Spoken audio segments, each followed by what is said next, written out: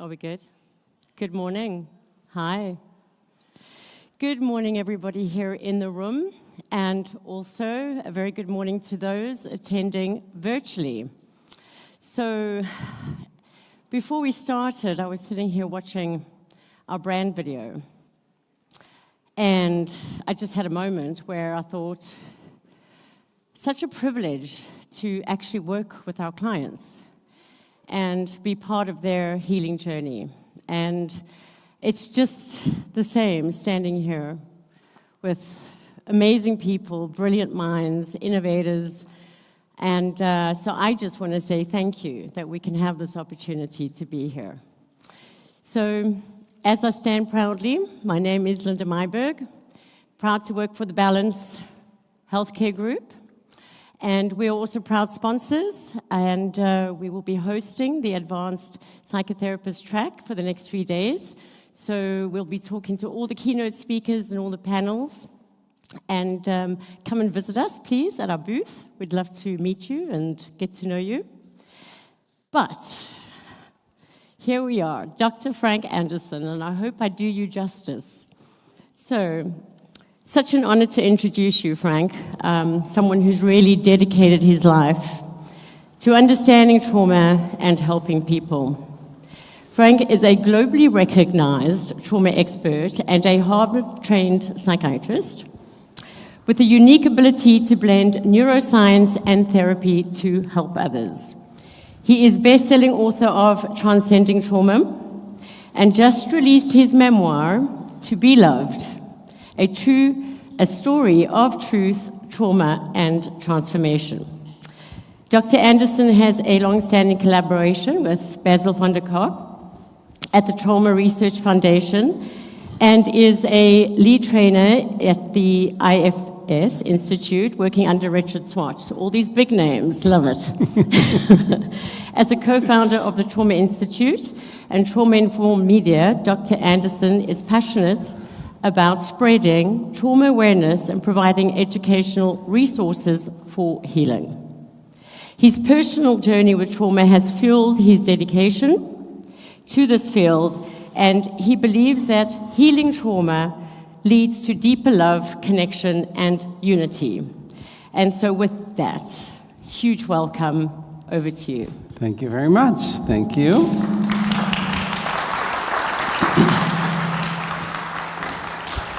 Welcome, welcome, welcome, everybody. I'm honored that you're here, and I'm really excited to be talking. Okay, so I am really getting feedback. All right, there we go.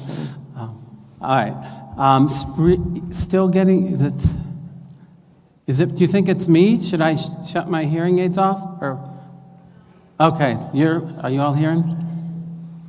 Yeah. Okay, that sounds better, a little bit better. We'll get there. All right, so I'm really excited about this topic. This is the first time I'll be talking about trauma in the media. It's a new branch, an extension. Yeah, we're still getting a fair amount. Are you all hearing that or no? Yeah. All right, let's see if we can, huh? Okay, let's see. All right, let's try that again. So, really excited about this topic. Media has a huge impact on all of us. Now more than ever, and it's not going anywhere. So we have to figure out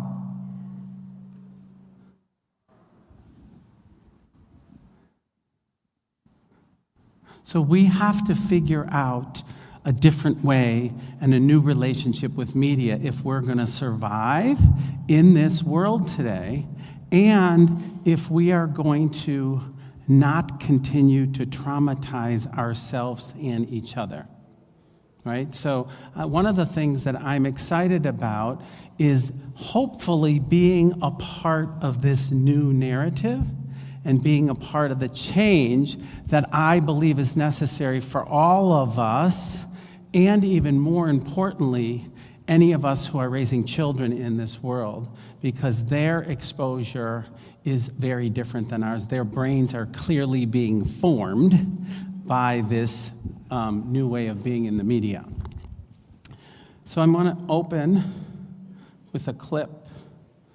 Oh, hold on.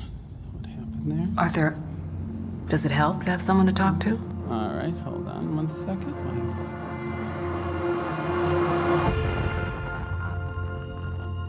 My mother always tells me to smile and put on a happy face. She told me I had a purpose to bring laughter and joy to the world. Hey, stop them!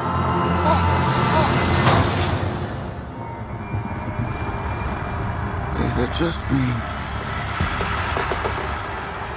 Or is it getting crazier out there? Smile, though your heart is aching. Smile, even though it's breaking.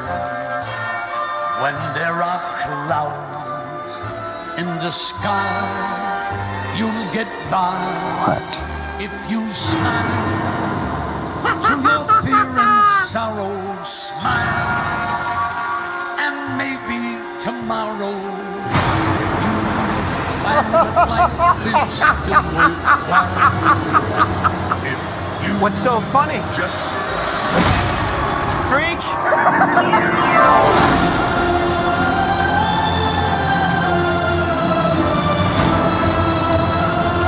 Gotham has lost its way. What kind of coward would do something that cold-blooded? Someone who hides behind a mask.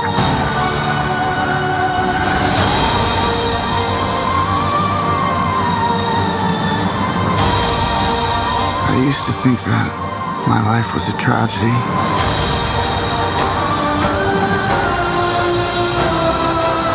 But now I realize it's a comedy.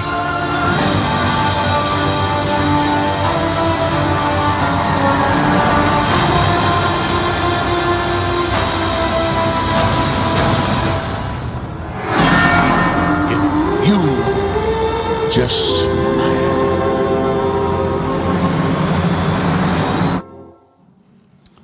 So, this is how mental health is portrayed in culture and society. This is what sells box office tickets. This is what we see when the world gets exposed to mental health, right? Some of you will know some of these movies, some of you won't, depending on what decade you were born in or what movies you watch. One Flew Over the Cuckoo's Nest was Jack Nicholson's brilliant portrayal of a crazy person. A Beautiful Mind was probably one of the first times there was a positive outcome in a crazy psychotic person. At the end of the movie, he does a brilliant job having some kind of integration and being able to live in the world as well as live with all the voices in his mind, right? Saltburn, for the younger demographic here, who sees a very disturbed young individual and all that he goes through to be loved, to be connected. And then Girl Interrupted, same thing. So I think we have to do better than this. These are the stories that are shaping what mental health is about. These are the stories that we are being exposed to. Now, how we portray mental health and how we portray trauma are intersecting and different. And one of the things that I'm focusing on is the trauma portrayal in addition to or separate from the mental health issues, right? Because not all of us with trauma histories have mental health issues. There's huge comorbidity and overlap.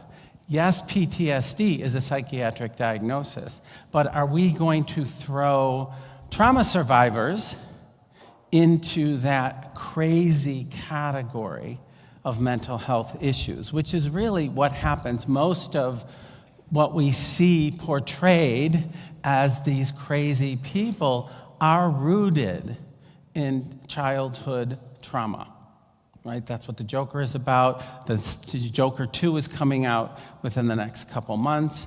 So how do we change this narrative? One of the things recently, doing some work with Dr. Ramani, a woman who does a lot of work with narcissism, as some of you may or may not know her. I think she was in London yesterday, actually, doing a workshop there. And one of the things that I'm mindful of is what our culture and society does with mental illness. Because if you're a female and you have a trauma history, you're a borderline.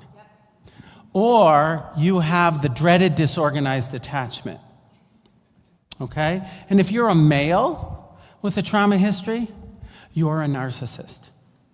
And there is a way that we judge an other, men and women who have trauma histories. And there's a big dichotomy and polarization around what we do to people. This whole narrative around narcissists are evil, narcissists can't and shouldn't be treated, is a fallacy in my view. And I know that's not a popular opinion, because people who are the recipient of narcissists really hold a lot of pain and trauma in a way that's potent. However, if we don't get to the root cause and we don't portray these stories differently, we are going to be a part of perpetuating the dysfunction of trauma, right? The Godfather, near and dear to my heart, as somebody who grew up, as you heard if you were in the previous session, growing up in a mafia family. That really was my history. I was terrified to watch that movie, and it was way too similar to what I grew up with. And it's rooted in trauma. It's rooted in trauma. And yet there's this way that we are drawn to these stories, and we're intrigued by them, and we're also disgusted, and we other them, right? Baby Reindeer, for those of you who are familiar with that story recently, you know, very complicated portrayal of some pretty severe pathology, a sensationalized view of what trauma really is and how we treat it and how we address it. So I just show some of these issues in the ways for us to be mindful of what all of our clients, what we're encoded, what's being encoded around these issues of perpetrator, victim, people with trauma histories, the abusers, the abused, and how that shapes how we work with our clients and how we form treatment. Because nobody is immune from culture. We're all a part of it. So how conscious are we, and how much is media a part of our normal training in grad school? Not really at all, yet this is what shapes the narrative. This is what shapes our narrative. When we think about any marginalized community, and Linda Tai did a beautiful job talking about being, you know, her experience of being a brown-skinned person, being of Vietnamese descent, whether we're talking about sexual orientation, whether we're talking about gender, there is this way that these marginalized groups get brought into popular culture. There's a process involved in it. And I think one of the best examples of that process is the LGBTQ community, where early on, there was always one obnoxious, flamboyant, funny character in a movie, in a show, in a TV series. And for a long time, it's like, oh, good, there's gay representation. Isn't that awesome? And gay people were the butt ends of the jokes in every single film, right? So there's a way that culture and society needs to be introduced, apparently, in this funny, offhanded, kind of demeaning way that allows people to take in and incorporate a marginalized group into our culture and society. Brokeback Mountain was a movie that then shifted that narrative for the LGBT community. Like, oh, you mean it could be about two people who are in love? Like it's a love story? Changed the culture.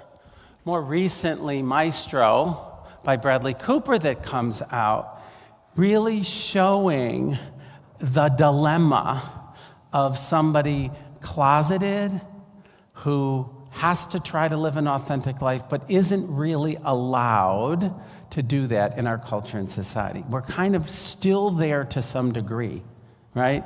And if we just take the gay narrative, the LGBTQIA plus narrative, there is a way that all of these marginalized groups, I think about the exiles of culture and society, people of color, women, LGBTQ populations, are all the marginalized exiles.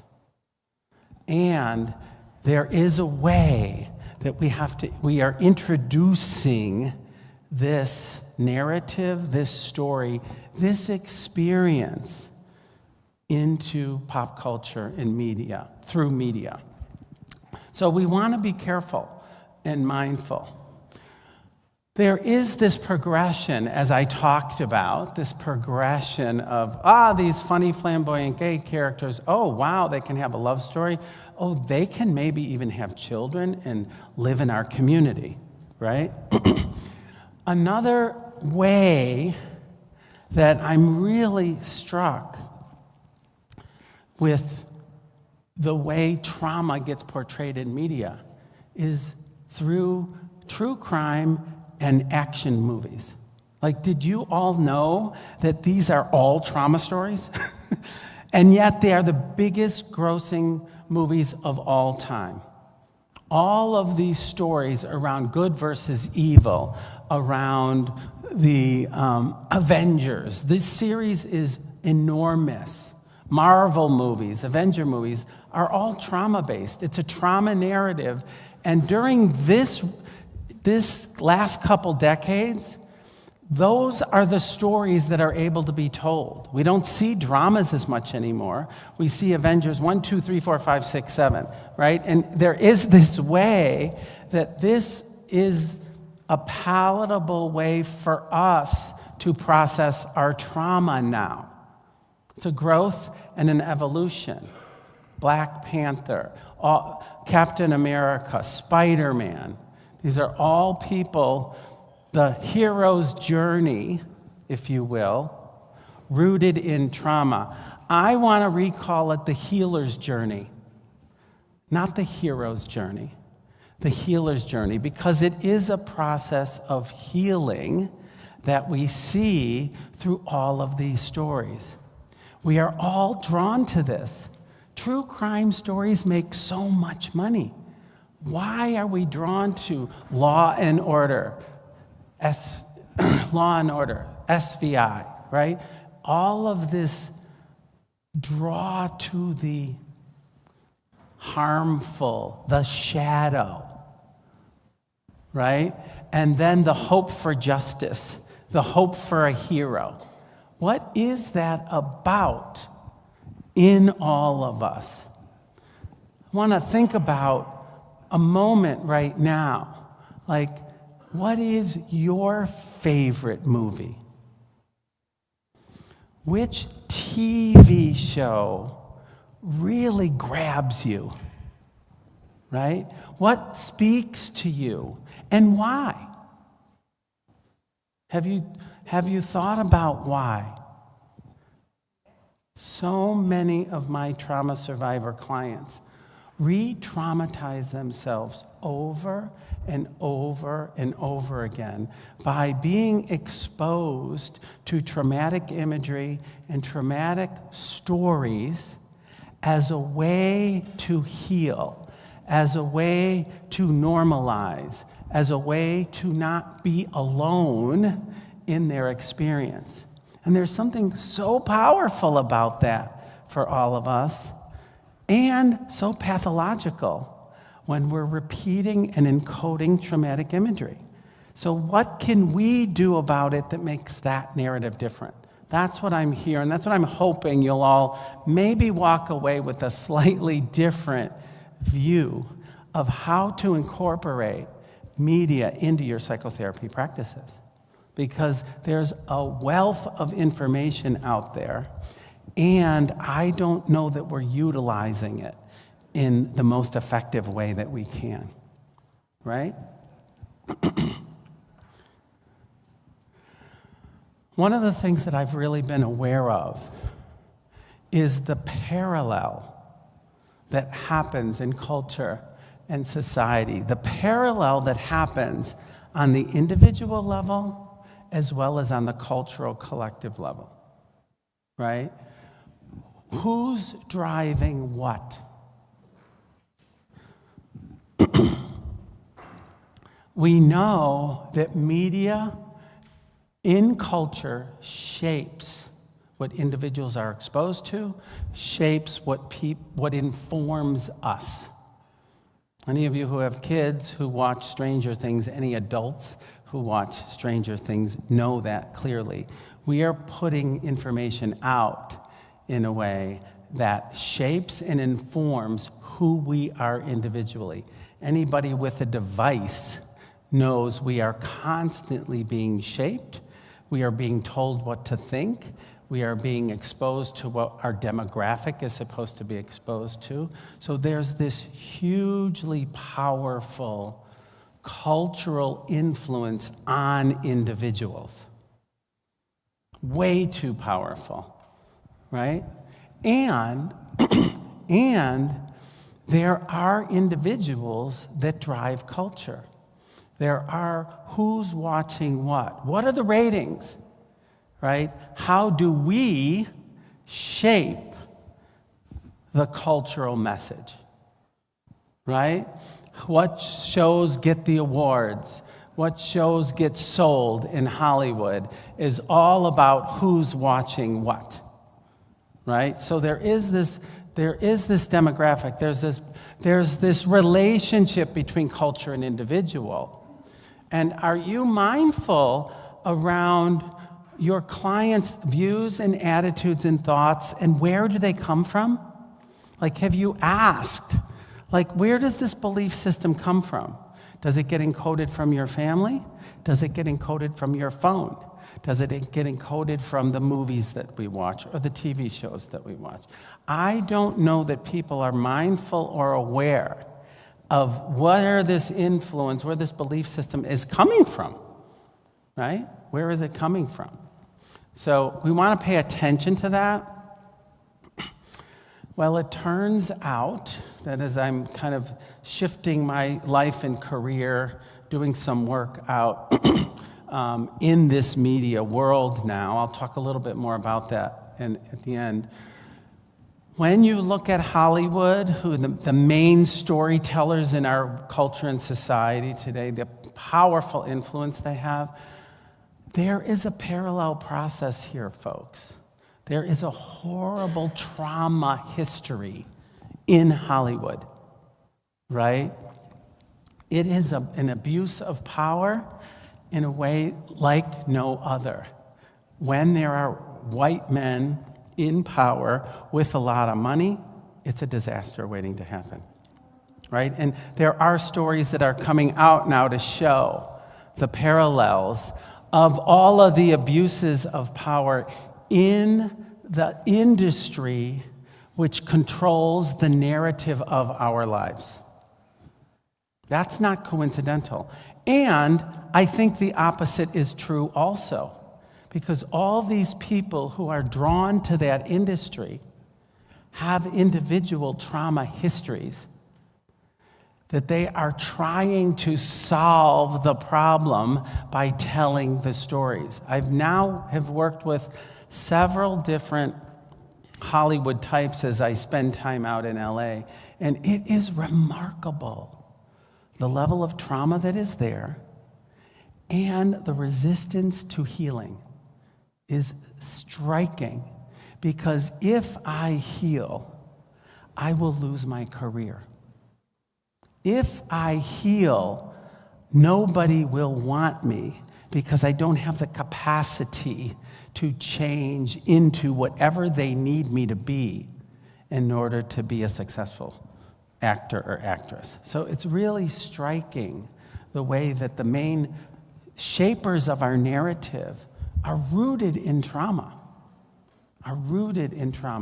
However, so that's the problem. There is a solution and there is a process. This is the thing that I'm super excited about, is being part of this narrative, is that this doesn't exist quite in the same way anymore.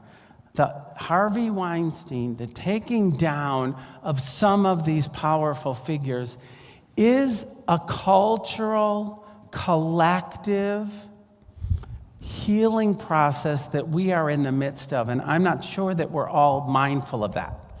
I don't know that people are mindful of the change that is happening, and I want to just talk about the trajectory, because the more work that I do on global and systemic trauma, the more I'm seeing the parallel. And who's driving what, as I said before?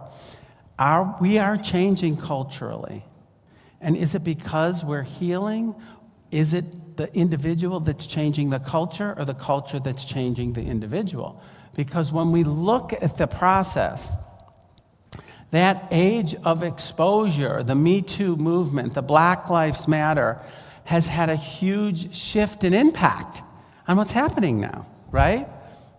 Quiet on the Set is a show that just came out recently on Netflix, exposing all of these kids that have been abused while on set. Nickelodeon, all the TV shows that our kids were watching, and all the abuse that happened in children. That's been exposed now. People are speaking out about it. The She Said story, which is about all of the women in Hollywood that were abused by Harvey Weinstein, is out now. There is a shift. There is a change that's occurring. So when we think about our clients and we think about the individual healing process that they're going through, we want to also think about the cultural process that we are all going through as a healing nation, because I really do think there's a parallel there, that we are healing culturally as we are healing individually. Because there's this age of exposure. There were all of the pickets, the strikes, the things that are happening in Hollywood that's kind of like, this isn't okay anymore. We are not going to stand by. We are going to speak up and do things differently, right? So there is this shift that's occurring. And to be a part of the Hollywood change has been, I'm not part of it in the way that I've been exposed to it, is really kind of striking to see union workers speaking up, to see these big, huge empires crumbling right before our very eyes, as we are growing and changing and not tolerating what we've been normally imposed, just accepted as normal. So there is a real change. I feel like there's an opportunity for us here now to do it differently and to show things differently. This new movie, where are we? So where are we at today in this trajectory? Like, let's take a little bit of a barometer reading. Like, where are you all at individually in your healing journey? Where are we at culturally in our healing trajectory? Where are our clients at in their healing journey? To kind of take stock for a moment and to see Where are you relative to culture, relative to your clients? This movie that just came out, I want to just show it. We gather storms, never knowing what they'll mean. I'm sorry, I'm going to see if I can make it bigger. Hold on one second. Let's see if I can. Here we go. We gather storms, never knowing what they'll mean.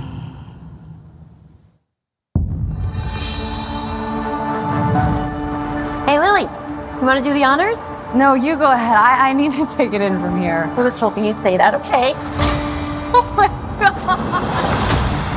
Oh, that's my brother, Ryle. The first official customer? Well, you'd have to buy something to be considered a customer. Right now, you're just loitering. We all have an idea of what love can be. I want to see you again. Now you see me. You know what I mean. That special connection you feel. That first kiss.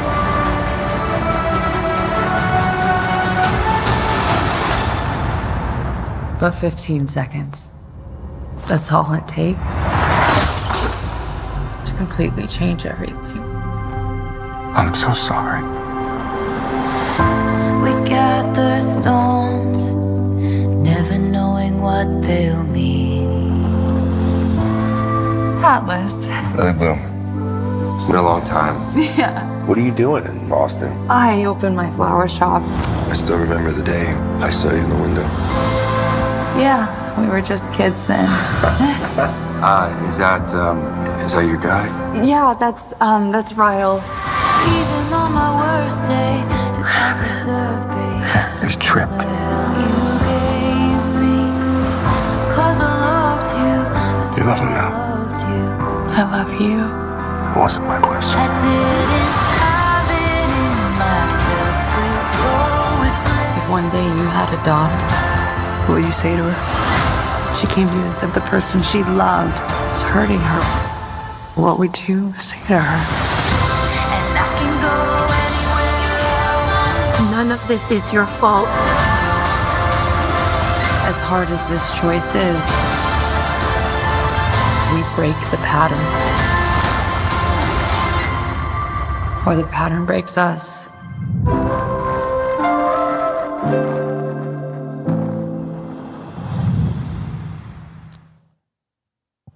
Have any of you seen this movie?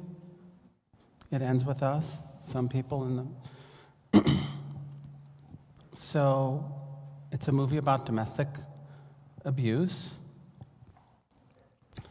And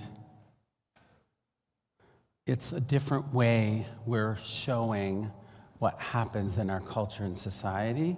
I think there's a huge amount of progress here in being able to tell a story so directly and so clearly about domestic abuse, right? And so in some ways, we've come a long way that this has become a mainstream movie and that people are willing and open to go to the theater and to spend money to watch a serious movie about domestic abuse. It was a very popular book.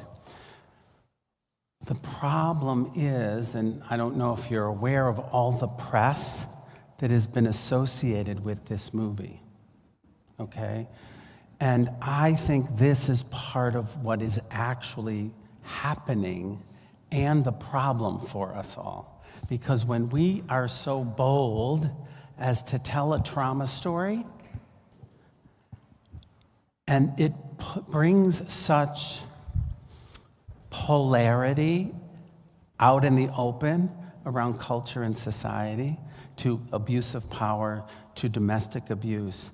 What ended up happening in the making of the movie is trauma reenactment.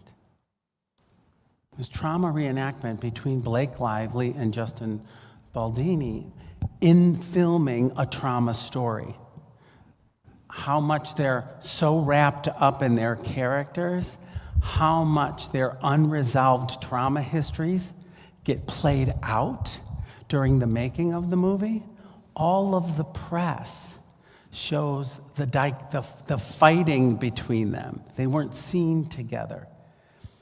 And one of the things that I understand digging a little deeper here, which is really very sad for me, but poignant around what is happening, is that part of the riff is that Blake Lively believes that we shouldn't be highlighting abuse, that we should be highlighting strength and power. And she wanted the message to be about strength and power, not about abuse and the harms of that. And Justin Baldini, for those of you who know him or know of him, is kind of a recovering abusive guy. And he's done a lot in his life taking ownership of the way he was an abusive man and the way he knows that he's into changing the identity of masculinity in our culture and society. So he was very drawn to this story because of the ownership of toxic masculinity and changing the narrative, right? And both of these views and beliefs clashed so powerfully in the making of this movie. And it's sad for me that that becomes the narrative. And that's what people are focusing on. There were more people here nodding their heads around the publicity of the movie than the seeing of the movie, right? Because that's what we get exposed to, right? Oh my God, look at this. They're fighting. They're not on the red carpet together. The whole story, right? And so what ends up happening is there is a parallel process. The making of these movies is really traumatizing for people. One of the things that I'm a part of right now, which I'm really proud of, is, I don't know if you are familiar with this term, intimacy coordinator, right? So in Hollywood, now it's standard for any movie production that if there's a scene of any sexual nature, they are required to have an intimacy coordinator on set so that somebody is there to help people navigate sexually explicit scenes. It's part of the normal requirement, right? So that there's no shame, there's exposure, it's done in an ethical way. There's people who are specialists in this. One of my goals is to have a trauma coordinator on every set. This is one of the things that I'm working on now, is to bring the intimacy coordinator equivalent to every movie set so that when we're seeing these trauma stories, right, we're seeing them thoughtfully portrayed, not sensationalized, and we're working with the actors and actresses so that they're embodying these characters, maybe using some of their own history, but not letting their own history totally get in the way, so that we get this accurate portrayal of what's happening. And this is one of the changes and shapes that I'm hoping to impart in that culture and society because of the impact that stories and narratives have on us. I'll talk more about that in a minute.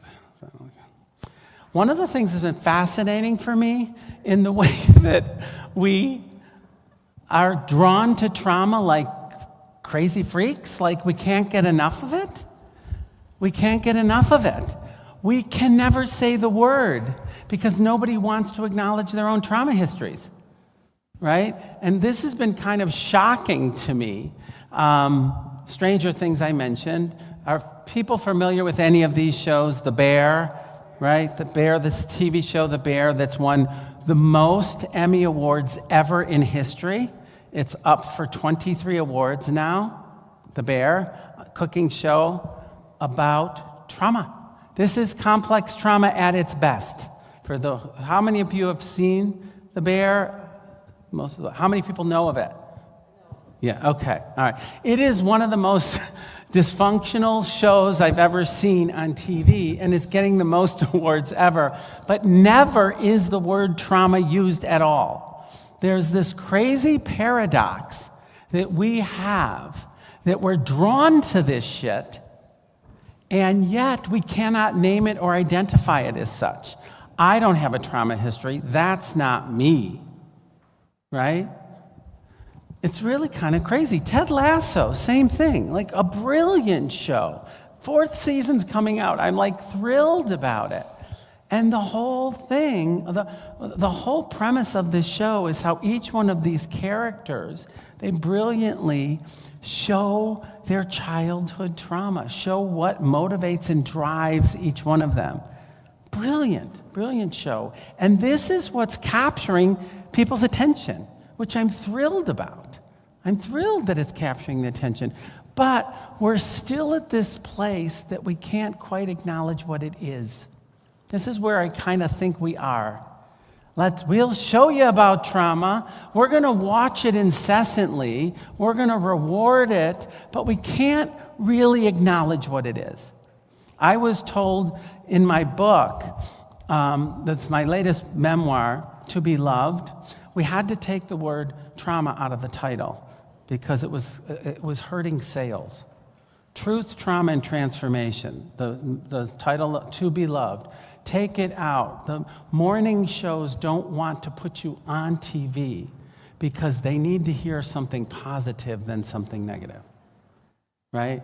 And this is the reality of what we're exposed to. We all want to feel good. We're all drawn to trauma content and trauma narratives, and we're not quite ready to acknowledge it. We're not quite ready to acknowledge it. I'm going to say this here in this room, and this really is overwhelming for me in a sad and beautiful way. For those of you who were at the previous session, how many of you were at the previous session? This was the first time Janina Fisher has ever acknowledged that she was with a woman publicly. Okay? We talked long and hard about this. Her whole career was spent closeted and hidden. Some of her close friends knew, but this was the first time at her age and stage of her career. She's like, and she whispered to me right before we started, after Linda's talk, I don't think I can't say it. I'm like, well, Janina, please do it for yourself. Don't do it for the audience.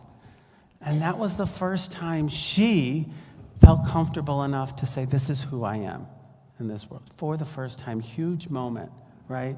And this is what I think we are all struggling with our clients, in culture and society, and in media.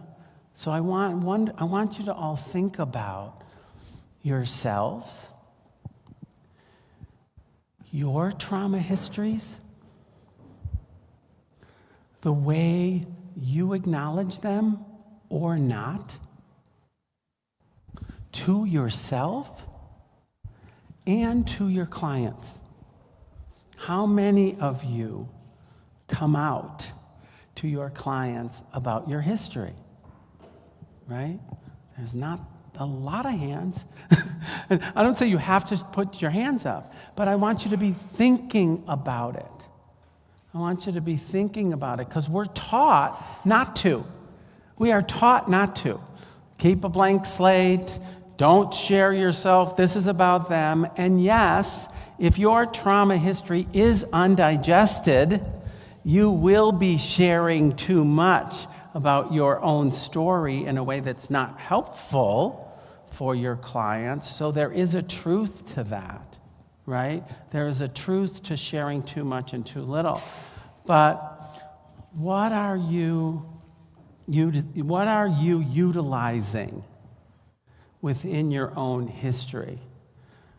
What messages of strength and or shame have you received from media around whether this is okay or whether it isn't? Right? And how is that influencing the way you're working with your clients and their trauma histories? I've started collecting a list of movies that I think are brilliant and powerful and impactful for people, and I recommend them to my clients now. How many, Joy Luck Club, right? How many of you all have that list? How many of you are utilizing the media that is out there and so accessible in your therapeutic advantage with your clients?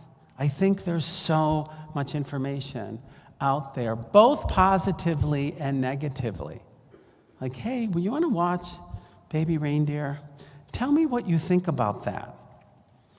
What about that resonates for you in your history? And can you assess what's toxic or harmful about that? Like, we have access to amazing information out there, folks, that I don't think we as a field are tapping into in any kind of way that can be utilized. So when you're consuming your media, how and what are you utilizing it in your clinical work? I think this is a huge untapped market because we have so many. I couldn't collect all the trauma stories, all the trauma shows, all the trauma movies. There's just too many of them because most of them are about trauma. Most of them are about adversity in some way, you know, and excuse me for saying this, like even the Kardashians, okay? Like crazy reality TV is so rooted in pathology and trauma. And yet people are drawn to this stuff like crazy. We have an opportunity to utilize media in a way that can be therapeutic. So I'd love for you to think about, you know, a list of movies or the movies that have touched you in your lives and think about using them or utilizing them in a way that can be therapeutic for your clients. Because I think we have a huge opportunity here is to be able to utilize what's available. One of the reasons I'm a psychiatrist is because of the movie Ordinary People. It changed my life. Some of you are, I know, young enough and don't remember that. Some of you are old enough to remember Ordinary People.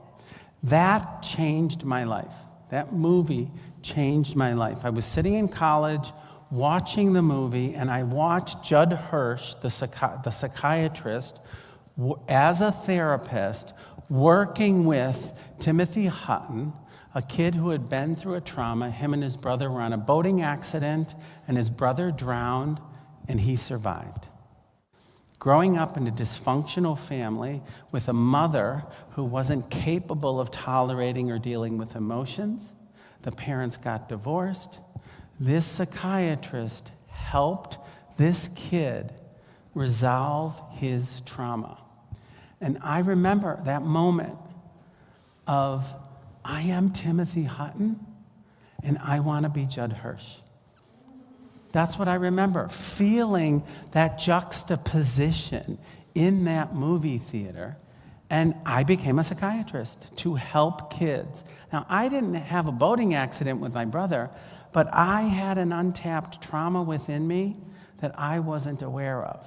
Like, if you really think about, maybe even write it down, like, what is your favorite movie of all time?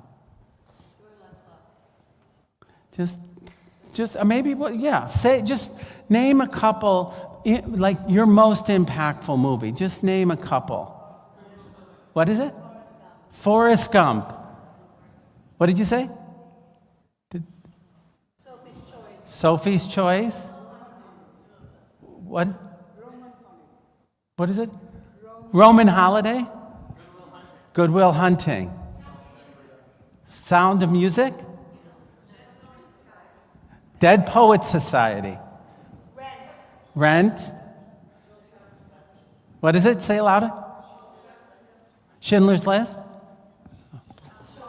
Shawshank Redemption. Okay. Are any of Field of Dreams? Are any of these movies not about trauma? Like, Seriously, which one of these, any of the movies that you, like, what isn't rooted in some pain or adversity that people have overcome? If you think about it, what has impacted you? Which of these movies have impacted you, and which ones aren't about trauma? Forrest Gump, I'm like, oh my God, what a feel-good movie. The poor guy with his disabilities and how he navigated in the world. Every single one of our stories. You know, Hollywood has taken trauma and brought it to the world in maybe not the best of ways, but the most impactful, right? So what do we do about it? How do we utilize it with our clients, and what is our role? I really think, yeah, This Is Us is another TV show that is really, I'm going to say this, for me, my dad was dying while I was watching This Is Us, right? And it was, my husband and I were sitting on the couch, and I don't want to be a spoiler alert to This Is Us for those of you who haven't seen it, but somebody dies in the end, okay? And it helped me feel the sorrow and the loss of someone who abused me for most of my life so profoundly. This was the first time I was able to feel it because of what I was watching. It helped me access my repressed emotions that I couldn't access on my own, so that we use others' stories to help us access our pain. And it's so therapeutic because we're not in it, we're witnessing it. Trauma healing does not happen with reliving. Trauma healing happens with witnessing. Movies are a form of witnessing that can help us access what we can't feel consciously in that moment. Ask your clients, what is their most profound, impactful movie, show, song? You will learn so much about them by accessing their media moments, right? The being with is key for healing. The identification, oh my goodness, others have this too. I'm not alone. And mine is not as bad as theirs. Maybe there's hope for me.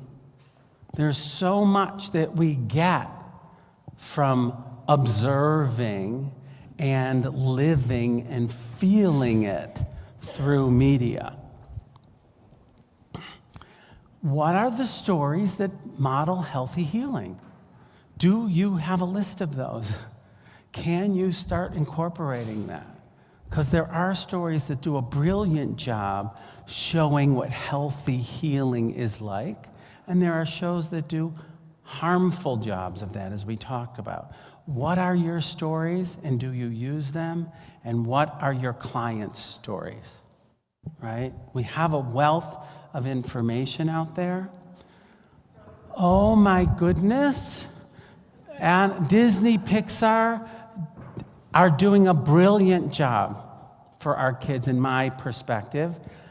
I'm saying that in this generation, I'm not talking about Bambi and Snow White and all the stuff that Walt Disney did, right? Talk about an evolution and a progression in storytelling. My son burst into tears in Bambi. I'm like, we're not showing another damn Disney movie?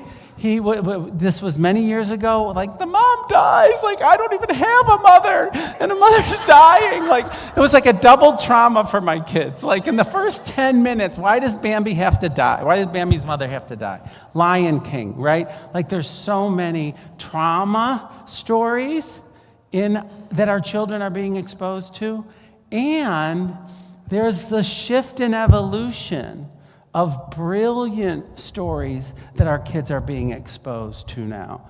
Transgenerational issues in Coco, for example, right?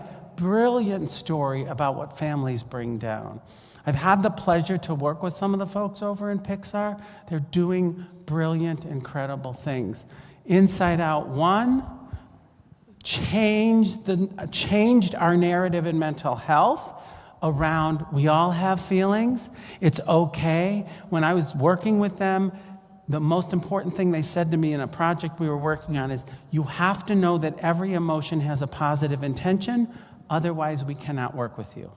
And I was like, are you kidding me? That is brilliant. That is what we believe, right? That is what we believe. Inside Out 2, how many of you have seen Inside Out 2, the highest grossing animated film of all time? This will be a bit of a spoiler alert. They worked so diligently on this fine line of not making it a mental health movie. Frank, we can't make it a mental health movie. We have to entertain people. But there's an adolescent crisis going on right now, and we need to do something because our platform is so powerful. So that's what they said to me, okay? And Riley presses the puberty button, so she gets a bunch of new emotions, and this movie is about teenage anxiety. The movie is about our adolescent mental health crisis and teenage anxiety. And the critical moment of the movie is when they brilliantly depict a panic attack that Riley's having, and spinning, swirling, visually stunning. Out pops anxiety and says, I was only trying to protect her. It was the culmination, the moment in that movie that the world got it. Oh, our anxiety is not our enemy. Oh, there's a positive aspect. This is like a Disney movie that all of your kids are watching, right? That is the way we're going to change the narrative, with positive messages like this. Frozen 2, like I was going to play the song, and I was like, oh my God, people are going to go, like everybody's going to walk out of this damn room if I play, woo, like the whole Frozen thing. But think about it, over and over and over again, this song is like, even Idina Menzel is like, I can't stand to listen to this song anymore, right? You're the one you've been waiting for. You're the one you've been waiting for. Is the message of that song. So there is a way that we really are shaping things for these kids. A couple more things before we close. What is media literacy? What do we think about? What are you working with your clients on in regards to media? Do you help them regulate exposure? Do you know what kind of media they are being exposed to? Do you have any discussions about that, helping them regulate? Do we know that images encode in our brains, and that there are ways that we take images in emotionally first, and then later we cognitively process?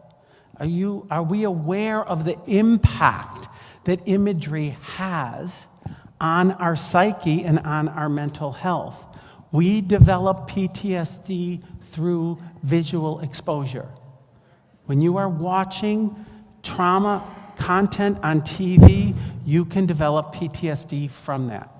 We encode images emotionally and then cognitively process.